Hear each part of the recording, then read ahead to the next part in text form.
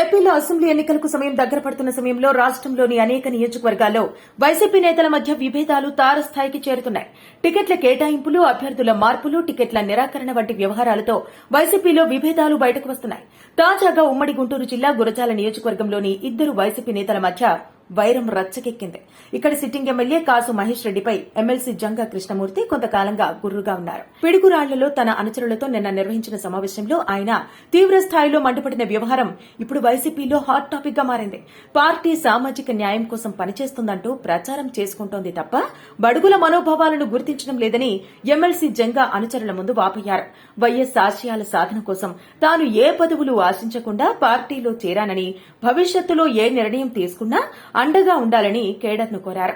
MLA Mahesh Reddy అహంకారంతో వ్యవహరిస్తున్నారని, మా స్వగ్రామంలోనూ తనకు తెలియకుండా సమావేశం నిర్వహించారని ప్రయత్నించారంటూ మండిపడ్డారు. ఇక్కడ తనకు జరుగుతున్న అవమానాలకు పార్టీ పెద్దలకు ముఖ్యమంత్రికి చెప్పినా పట్టించుకోవడం లేదని వాపోయారు. ఎమ్మెల్సీ జంగా చేసిన వ్యాఖ్యలు రాజకీయంగా దుమారాన్ని రేపుతున్నాయి. వైఎస్ జగన్ కు ఆత్మీయంగా మెలిగే నేతల్లో ఒకరిగా చెప్పుకునే కృష్ణమూర్తి పరిస్థితే ఇలా ఉంటే మిగిలిన వారి పరిస్థితి ఏమిటన్న చర్చ జరుగుతోంది. ఈ నేపథ్యంలో జంగా పార్టీ మారేందుకు సిద్దపడినట్టు స్థానికంగా ప్రచారం జరుగుతోంది. అయితే ఆయన ఈ ప్రచారాన్ని ఖండించనూ లేదు, సమర్థించనూ లేదు. ఆయన నిర్ణయం ఏమిటో తెలియాలంటే మరికొంతకాలం వెయిట్ చేయక తప్పదు మరి.